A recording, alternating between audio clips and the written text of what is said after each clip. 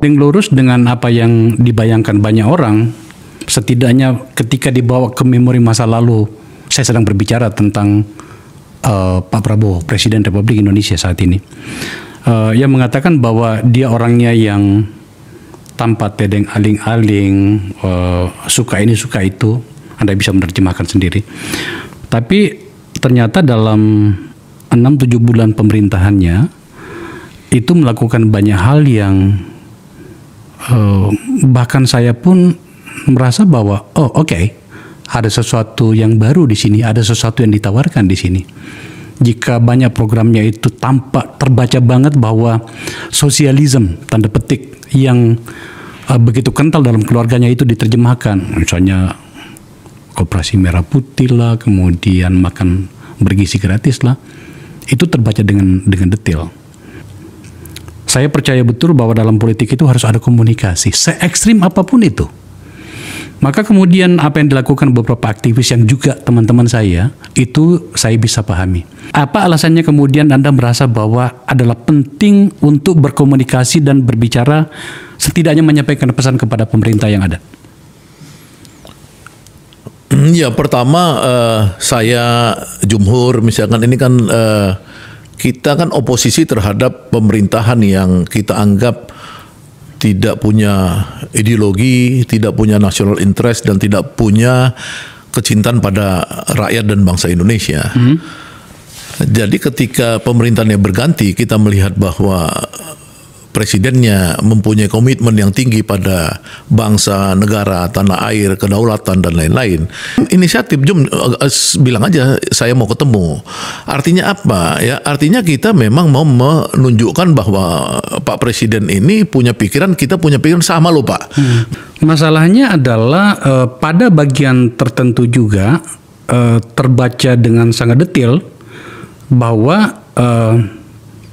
sebagian tubuh dari pemerintahan ini adalah pihak yang Anda kritisi sangat keras. Bahkan hingga detik ini ketika kita duduk di meja Akbar Faisal Unsensor ini, bagaimana kita menjelaskan situasi itu? Ya udah jelas sebenarnya kan, udah tahu masyarakat kan. Misalkan kasus terakhir kemarin adalah ketika penangkapan mahasiswi ITB yang sangat heboh kemarin, si Sekar itu anak tingkat 1 di ITB, orang seni rupa yang dia mempunyai sebuah ekspresi tentang bagaimana dunia artificial intelligence menerjemahkan hubungan Pak Prabowo dengan Jokowi, yang itu kemudian dilaporkan oleh elemen-elemen yang berseberangan dengan model saya dan Jumhur di kubunya Pak Prabowo, karena mereka menempel dari rejim masa lalu seperti Budi Ari misalkan, Projo dan beberapa lainnya, Bara JP apa segala kan melaporkan.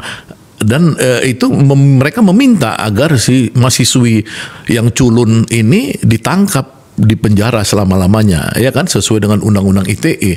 Nah, padahal pada saat bersamaan kita melihat bahwa Pak Prabowo, Pak Sufmi Dasko Ahmad, bahkan Ketua Komisi 3 DPR RI Pak Habibur Rahman itu memberanikan diri menjadi penjamin ya agar itu anak dilepas dan dibina aja, karena masih kecil, masih bisa dibina, dan itu juga bagian dari ekspresi di dunia AI ini, artificial intelligence, yang memang dunia baru buat kita. Bagaimana caranya anak-anak ini dibina aja, nggak usah dibinasakan gitu loh.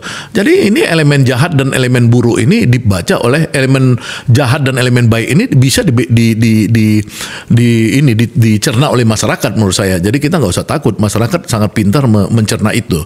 Sama juga dengan misalkan kasus pergeseran orang kemarin, Pak Kunto, Pak Hasan Nasbi, kemudian kasus Pantai Utara Banten ya, di mana Pak Prabowo menghentikan penguasaan laut oleh segelintir orang ya, kemudian Pak Prabowo membela buruh, upah buruh, kesejahteraan buruh, dan macam-macam, yang saya pikir semua pekerjaan-pekerjaan Pak Prabowo itu menunjukkan adanya elemen baik untuk negara ini, elemen kebaikan, dan itu memang pada akhirnya rakyat bisa membaca.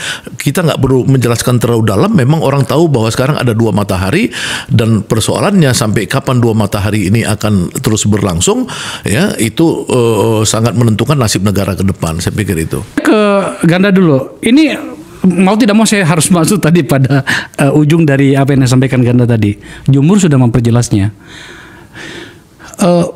jelaskan ke kita bagaimana kemudian kita bisa memahami model komunikasi teman-teman aktivis ini. Di satu sisi berbicara dan bahkan mengajak komunikasi dengan kekuasaan, berikut dengan catatan-catatan yang disampaikan Jumhur tadi. Di sisi lain, Anda mengkritisi dengan sangat keras kebijakan Presiden sebelumnya yang notabene diakui oleh Pak Prabowo sendiri. Bagaimana kita bisa memahami ini dan bagaimana kita bisa menjelaskan bahwa oh iya, ternyata ini adalah sebuah skenario, sebuah strategi dan seterusnya dan seterusnya dan seterusnya. Ya, yang diakuin dan diteruskan itu kan kita lihat yang mana. Pertama kita lihat misalkan soal national interest, itu paling tinggi kan, national interest. Kita melihat bahwa hampir semua pejabat di era Jokowi itu memasukkan personal interestnya di dalam tema national interest. Ya, misalkan ada menteri-menteri atau menteri Jokowi yang dulu sebelum jadi menteri mungkin nggak bayar pajak dia. Tapi ketika Jokowi dia presiden dan dia menjadi menteri Jokowi, dia jadi salah satu menteri yang paling banyak bayar pajaknya misalkan. Artinya perusahaan dia di luar kementerian itu naik terus income-nya. Karena kalau income yang dari kementerian kan itu stabil. Misalkan Bung Akbar Faisal sebagai anggota DPR 5 tahun, 10 tahun kan stabil tuh. Nggak akan mungkin bayar pajaknya lebih kan. Nah artinya di dalam rejim lalu itu terjadi ya atas nama negara bisnisnya berkembang pesat tuh orang-orang di dalam kementerian. Ada yang main tambang, ada yang main sawit, ada yang main telkom, ada yang main ini macam-macam berkembang tuh. Jadi dia betul-betul dia rejim oligarki dan sekaligus kleptokrasi. Tapi di zaman Pak Prabowo ini kita belum melihat sampai sekarang misalkan di mana orang Prabowo ini mencari keuntungan dari gerakan Pak Prabowo ini yang melakukan perubahan-perubahan kebijakan. Misalkan satu di Pantai Utara tadi saya sebut. Apakah ada orang Prabowo yang kemudian main mata dengan katakanlah konglomerat yang menguasai Pantai Utara Banten? Sampai sekarang saya belum melihat. Apakah ada gerakan Pak Prabowo mau membersihkan korupsi di Pertamina, kemudian mengirim orang supaya orangnya Pak Prabowo ini kemudian masuk menggantikan itu? Belum kelihatan nih. Lihat politik di Indonesia itu kan tidak semata melihatnya secara politik ansih. Ada unsur kulturalnya di situ. Nah, yang dibaca oleh publik tidak semuanya kan orang bisa meneliti dan mendeteksi jalannya perpolitikan itu seperti kita bro kan gitu ya. Di masyarakat itu mengatakan gimana dong kita harus memahami pemerintahan Pak Prabowo. Di satu sisi melakukan seperti yang Anda katakan tadi dan itu di pikiran banyak orang. Ya kan bagaimana oligarki itu harus terpotong dan seterusnya. Tapi di sisi lain dia mengatakan bahwa saya ada di sini karena Pak Jokowi gitu.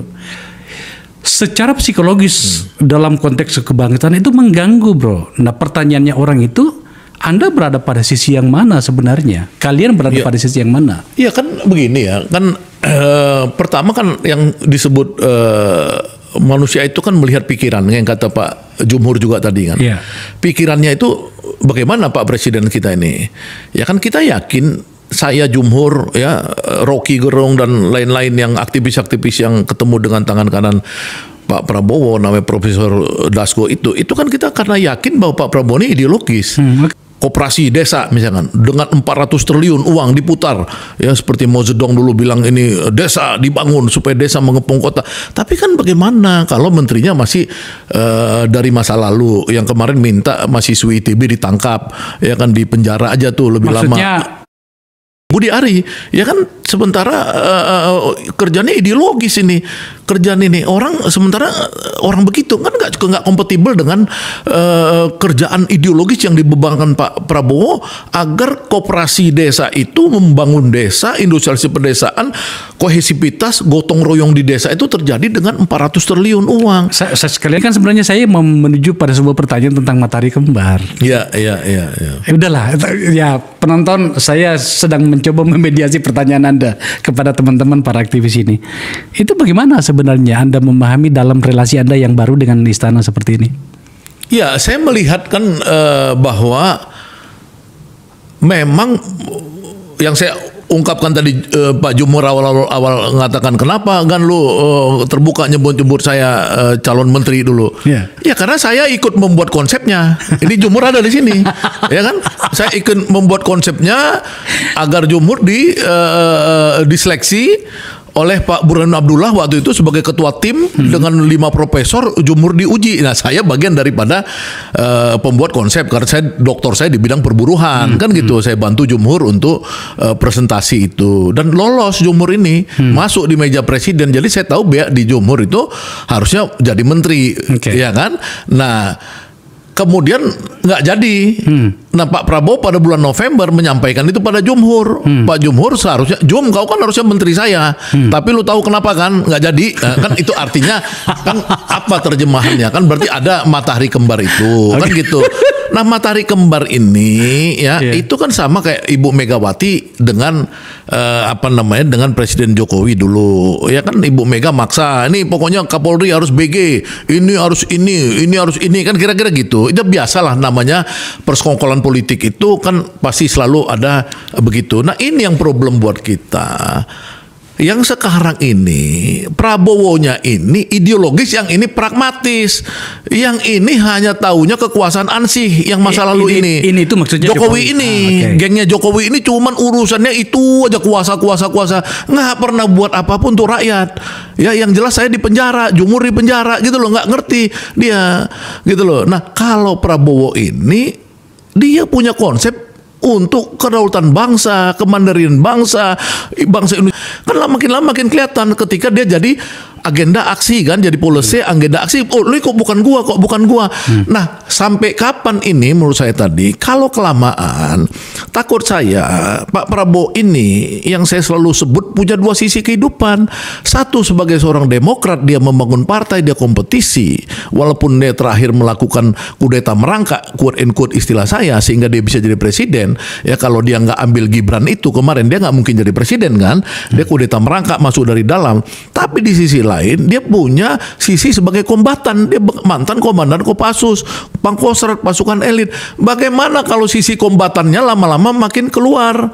Ya kan, ini kan yang kita berusaha. Sebagai saya pernah di penjara, Akbar Faisal pernah di penjara, zaman Orde Baru ya. Kita tahu janganlah yang ini keluar. Lu udahlah.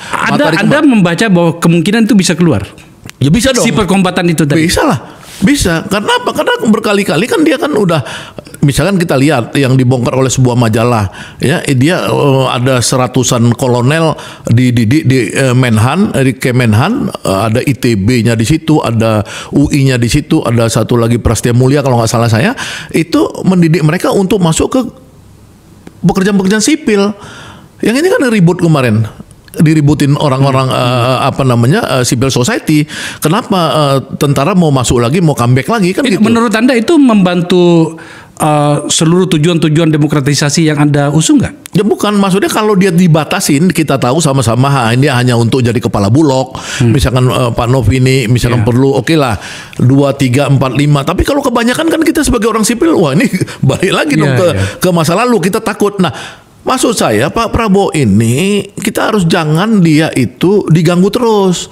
Dia dibiarkan dengan ideologinya ya, agar apa? Agar nanti kita bisa bilang, Pak itu Bapak sedikit melenceng soal demokrasi Pak, soal kebebasan, soal HAM, soal bisa kita nasihati kalau ada demokrasinya. Emang dia diganggu menurut Anda? Ya karena 2 matahari ini kan mengganggu dong. Dia punya cita-cita jadi terganggu kan.